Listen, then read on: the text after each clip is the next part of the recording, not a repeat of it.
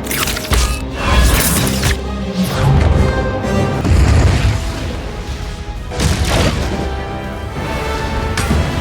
Everyone needs a little backup every now and then, even if you happen to be in the most successful franchise in live action. So today, the TV Regent's going to give you some examples with the top 25 times when Marvel reinforcements arrived in films and TV. You're right, we need backup. Are those? Yeah.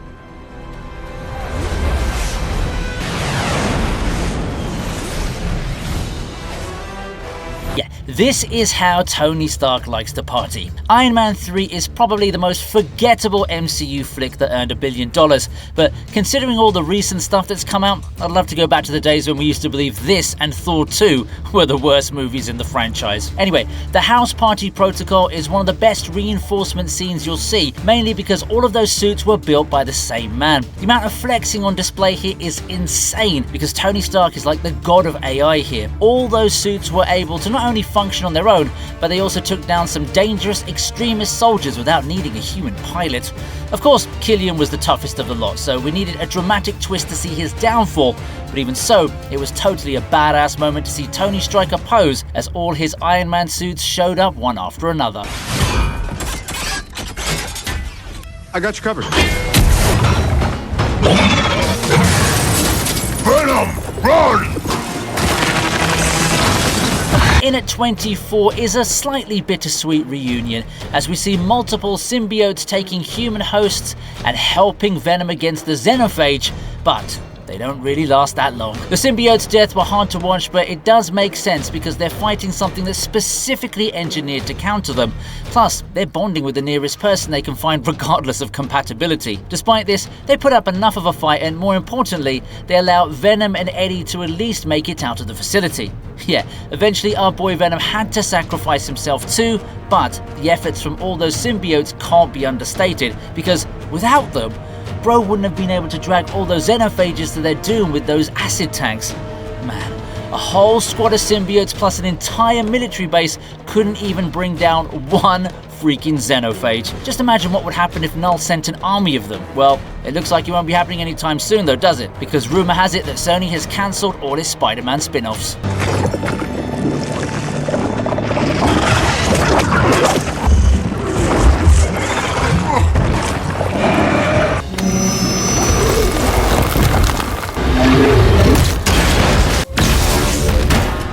If you've seen the Eternals, then it must feel weird to hear the term Icarus to the rescue. However, before the revelation that he'd gone rogue, Bro was fighting on the right side for a little bit.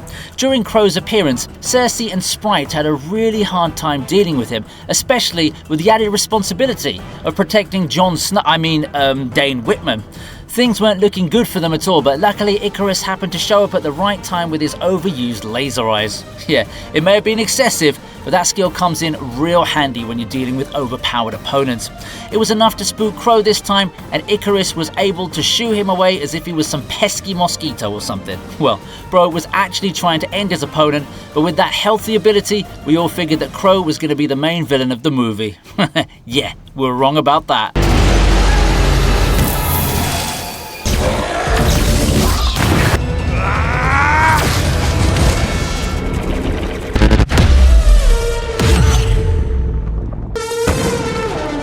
Spider-Man 2099 is the perfect example of aura farming at its finest.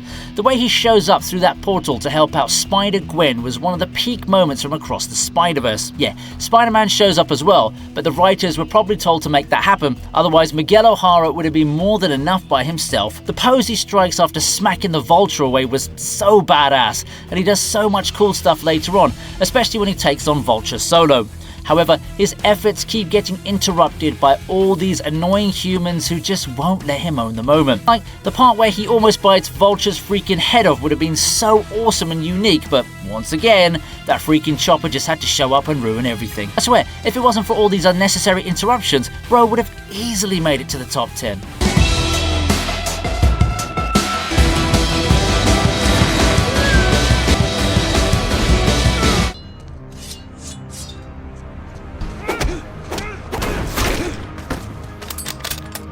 The Season 2 finale had Matt Murdock turning over to the dark side, and during such times, it's nice to know that the Punisher has the Devil's back.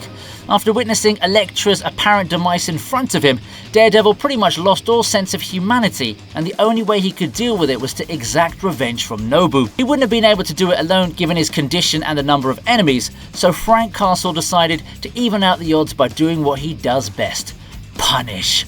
It's a rare case of seeing Devil and Punisher team up, but when it did happen, it was great to watch. Nobu was disposed of without any restraint, and it marked an important change in Matt's persona. What's even greater about this team up is at this point, Frank knows Matt can hear him from that far away, so when he says, "See you around, Red," it wasn't just for dramatic effect.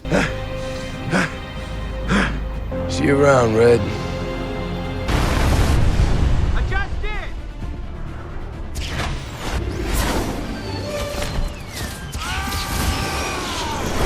At number 20, the Falcon makes himself useful by giving Captain America a bit of a lift when he so desperately needed one. The fight against the Winter Soldier was never going to be easy, so Steve Rogers needed all the help he could get on the helicarrier. After all, air support can only do so much when they don't have any super soldier serum to back them up. Luckily for Cap though, Sam Wilson got his moment to shine, even though it didn't last that long, considering how Bucky violated him soon after.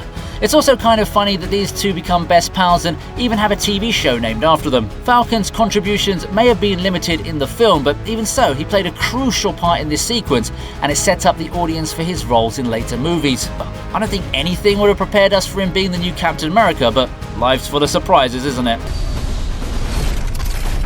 No, you're a lot heavier than you look.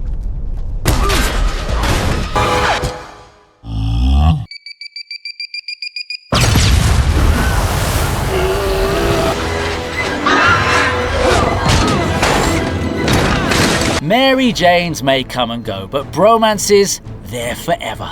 Peter Parker was in some desperate need of some support while taking on Sandman and the Victoria's Secret version of Venom. Thankfully, Harry had realised his friendship with Peter was a lot more important than his dead dad's words, so he hopped onto the Goblin glider and gave us all a sequence we can never forget. Seeing Spider-Man and the new Goblin working together wasn't on our bingo cards for 2007, but it was a very welcome addition. I don't hate on this movie anymore because now I realise just how spoilt we were in the 2000s era of filmmaking. Sam Raimi does a wonderful job of showing us how friends turned foes turned friends again, and the final battle that followed only made it better. Yeah, it was saddening to see Harry sacrifice himself though, but I guess you need someone to die to make the ending that more impactful, don't you? Want to know my best moment from this scene? It's when Harry tells Peter, "Go, buddy!" Those words told us everything we needed to know about their friendship and totally got us emotional. Go, buddy! Got her!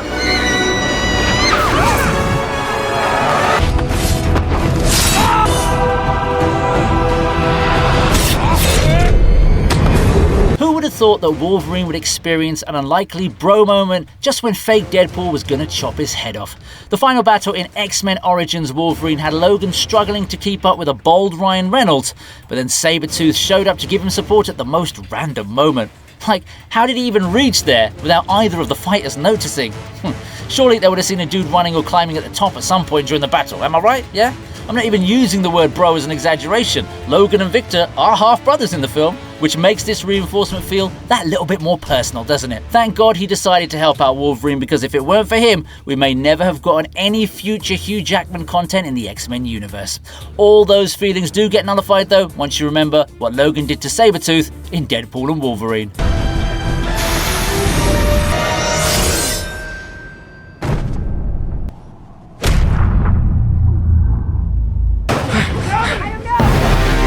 Hi, Spider-Man. Band practice, was it?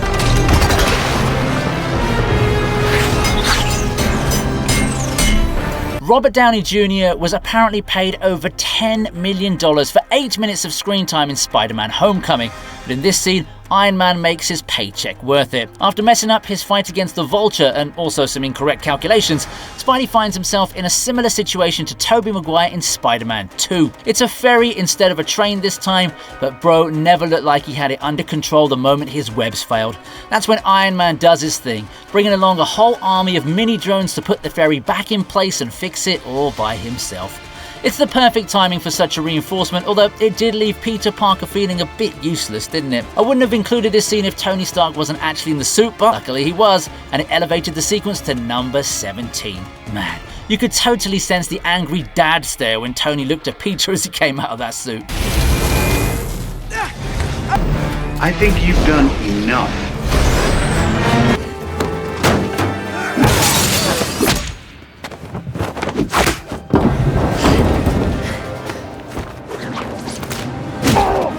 At number 16, we've got Hawkeye saving his successor, Kate Bishop. Look, I'm going to be honest with you, I'm not a fan of the show, especially because of how it's called Hawkeye, but it mainly focuses on Kate. It's one of those many bait and switch practices that landed the MCU in trouble, but a scene that does fit the requirements for today's video is when Hawkeye shows up to save Kate from the hilarious tracksuit mafia. Yeah, those dudes may have been villains, but they were by far the most entertaining aspect of the show. Anyway, when they're about to get their hands on Kate, Clint Barton shows up and manages to hog the limelight, which is a rare occurrence on his own show. The darkness may not make visibility your friend, but you can see enough to notice that our man's putting in the work. Also, he did this without the Ronin suit, so bro should get some extra points for that, don't you think? And who the hell are you? You can't defeat me. But he can.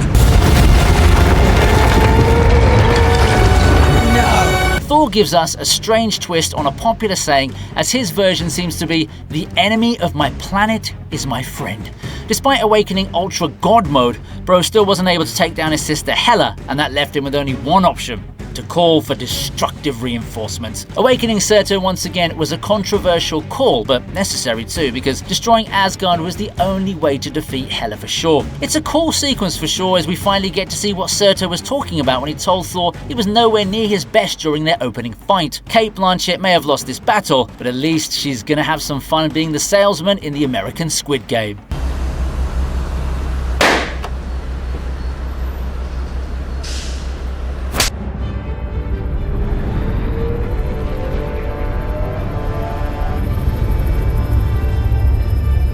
Nick Fury is living proof that you don't need two eyes to be a hero, or for that matter, the harbinger of reinforcements. Let's face it, Sokovia was clearly done for, and there was no way it was going to survive Ultron's plan. Luckily, Fury had a backup plan that involved the iconic helicarriers, and it was a stroke of genius. Not only did the Avengers get added motivation to save the civilians, they also got some extra firepower in War Machine too. It really did feel like the kind of moment where Matthew McConaughey would state his most popular line. The only thing that's missing here is Samuel L. Jackson's trademark mother lover line.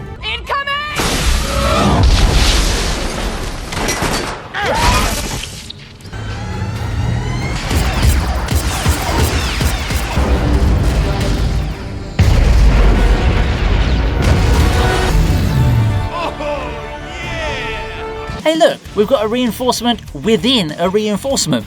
We all know what happens before this scene, but despite all the extra weight, Thanos still wasn't going to back down so easily. Sanctuary 2 turned out to be a massive pain for everyone on our side, but that was basically the cue for Captain Marvel to come in and change the game all by herself. Wrecking a spaceship as big as Thanos is no small feat, yet she's able to do it without breaking a sweat. Brie Larson's not exactly a fan favourite, but I must say that I totally loved this scene and was cheering for her all the way.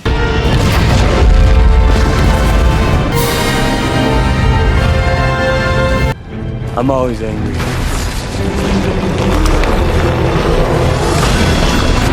Hold on! Fans of the Hulk will know that one smash is all it takes for him to make a difference. In the Avengers, it was quite hilarious to see Bruce Banner on that scooter. I mean, no one would have looked at Mark Ruffalo and been like, heck yeah, the reinforcements are in. Of course, once he changes into an angry green giant, then it's a whole other story. The Hulk showed us all why he alone is enough to take on an army, as he smashes a Leviathan to smithereens. I'm sure a few of the Avengers would have seen this kind of power for the first time, and maybe this was also what prompted Steve Rogers to give us the iconic line, Hulk smash. Hulk. Smash.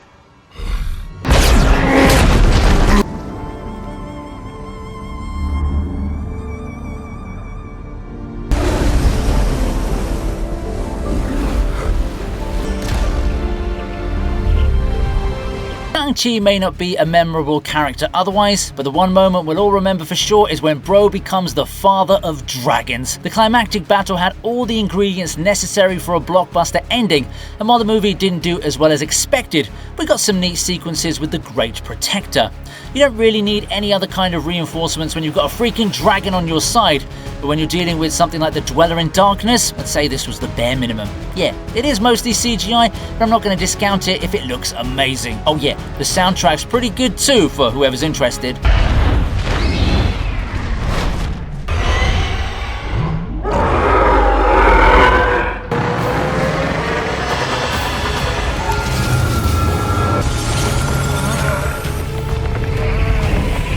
Who needs people when you've got a whole city? Or at least an illusion of it. Technically, Asgard is a planet, but considering whatever classic Loki was able to conjure, calling it a city is also being generous. But it was still a brilliant move from his end, which is why he finds himself in my top 10. Alioth was a freak of God knows whatever the heck he's made of, so I'm glad our man Loki was able to escape thanks to the reinforcement illusions. Yeah, I was happy for Sylvie too, but only because I'm not a jerk. Having said that, I was sad to see classic Loki go, but at least he had a smile before getting consumed.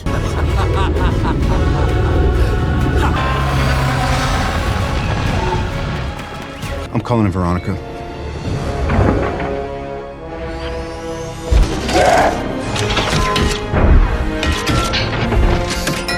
Man, I've said this many times, but I still feel like it isn't enough. Tony Stark, he's the real MVP. We started off the video talking about how Bro made his own reinforcements, and this scene's no different. With a raging Hulk on the loose, the only guy Iron Man can rely on is himself. That's why everyone rejoiced when they saw the Hulkbuster armor coming in at the perfect time. This is actually a reinforcement in every sense of the word, because it backs up Tony while also reinforcing his suit with some serious buffs. Heck, you could even say this was the MCU version of Godzilla versus Mechagodzilla.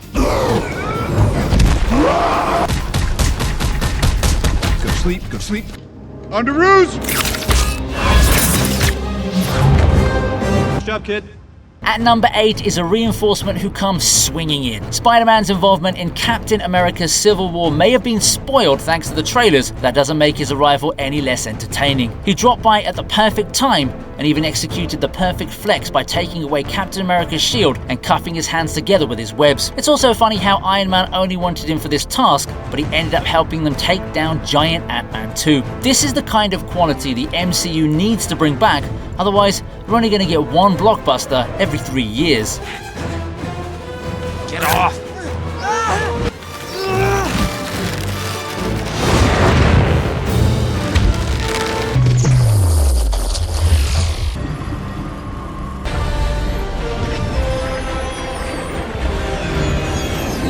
The Nova Corps saving the Guardians of the Galaxy in the nick of time totally felt like a real army coming in. It's actually got the most in common with general reinforcement scenes, because you've got a whole bunch of dudes with weapons arriving to save the good guys just when it looks like they're not going to make it. Yeah, there's no doubt that James Gunn is where he is today commercially because of this movie, and his efforts very much warranted. I mean, just look at the visuals. They're so bright and radiant. It's something that's been missing from modern movies, and I was so glad to see such a moment, albeit over a decade ago.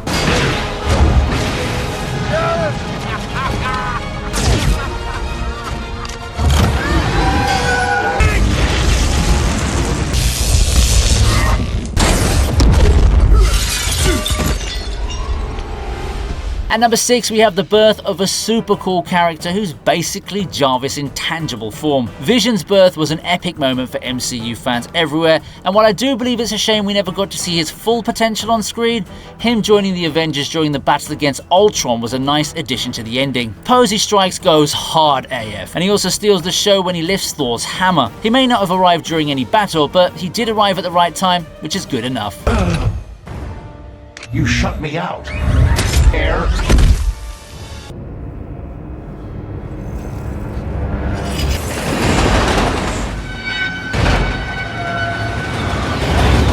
These are elite entries now, okay? So let's begin with Captain America auditioning to play Batman. He does get most of it right. He saves people in danger, he emerges out of the shadows, and farms thousands of aura points too. The only area where he fails is that he doesn't have a mask on. Also that he needs to shave. Anyway, Steve's appearance here was the perfect reassurance we needed, because in all honesty, Wanda and Vision weren't going to make it out of this one alive without some help.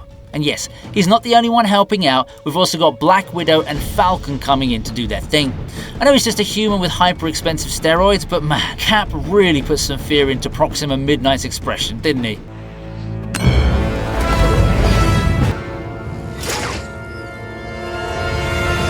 You miss me?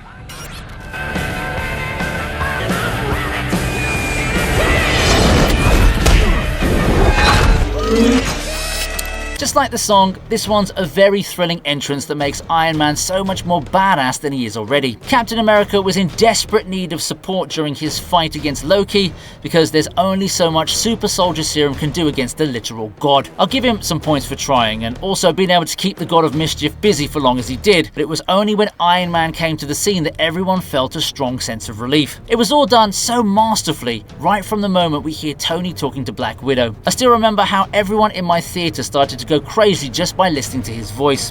Agent Romanoff, you miss me? You can only imagine how the atmosphere must have been when he came in blazing with his lasers and ammunition. Loki may have had a plan to surrender from the start, but I don't think he would have had a problem giving in either way after getting violated like that.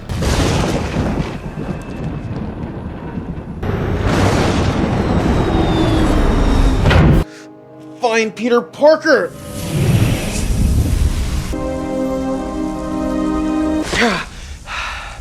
At number 3, we have the reinforcements arriving before the battle. This was the moment of the decade for us, and continues to be so, because the only thing that came close to this was Wolverine's return to the big screen. Tobey Maguire and Andrew Garfield are the most epic reinforcements you could ask for, because they come with an added dose of premium nostalgia. There's no fight happening as of now, apart from MJ throwing bread at Andrew, but the real appeal of the scene is simply seeing the previous 2 Spider-Men showing up in an MCU film, thus making the whole thing connected. I swear, even with all the leaks, I was still unsure if we'd get to witness such an awesome moment, so when I did get to see it, there was such a warm feeling in my heart.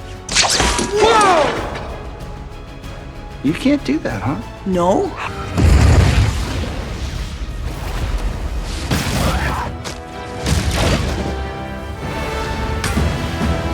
Sometimes a one-man army is all you need if said man is the freaking God of Thunder revitalized with a new weapon. After receiving some crazy first-hand embarrassment in the opening scene of Infinity War, Thor needed his redemption, and he got it along with Stormbreaker. His Wakanda entrance has topped many TV Regent lists before, and rightfully so. His timing works out perfectly as well, because the rest of the Avengers were really struggling to hold off Thanos' monsters. The difference he made was immense, because the tide completely turned from the moment he showed up.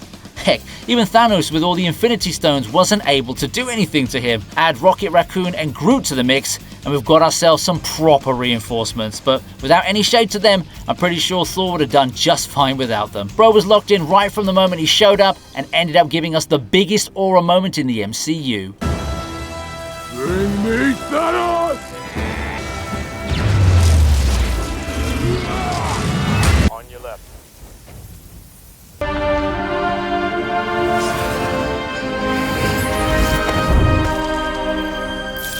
Topping today's list is a no-brainer. After all, they're the greatest reinforcements in comic book movie history. It's kind of poetic that we're ending this list with Infinity War and Endgame, because to me, the MCU should have just stopped at that point. Hearing On Your Left, right when it looked like we were going to lose Captain America for good, was the most relieving and adrenaline-fueling moment I've had in a very, very long time. Then to see all those portals opening up to reveal that Hulk snap actually worked, I mean, that was even more of a bonus. There's no doubt that this scene was the most ambitious sequence the MCU had ever attempted, and the risks paid off with great dividends. The final battle is a whole other story, of course, but our wow moment came right here and lasted right until the end of the fight. Who wouldn't be hyped for it? After all, everyone from this universe had come together to defend their home, and it became a larger-than-life moment that no blockbuster has ever been able to match since. Yeah, the MCU totally peaked here, but sadly, apart from No Way Home and Deadpool and Wolverine, we're still hoping for the studio to somehow restore itself to its former glory. Assemble. Hope you liked the video. Please subscribe to the TV Regent, and here's another video I know you're going to enjoy.